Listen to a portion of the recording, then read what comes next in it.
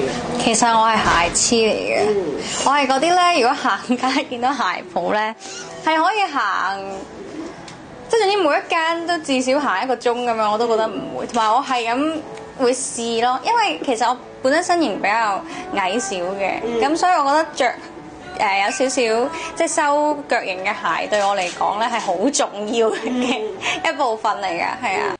原來陳慧敏咧係鞋痴嚟㗎，哇！咁你屋企收埋買咗幾對鞋先？其實我上一年數我都應該有50零60對。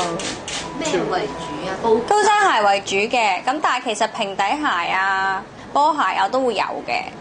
咁就有辦法啦！你咪話你想喺你隻新 EP 度邀請阿師姐薛凱琪同你合作嘅，實行就以靚鞋吸引師姐啦！哇！我都想啊！哇！唔敢哇！但係其實真係好想嘅，有機會嘅話，等我即刻聽你咁講完，我寫翻啲女合唱歌啊、男女合唱歌咧，跟住 sell 俾公司。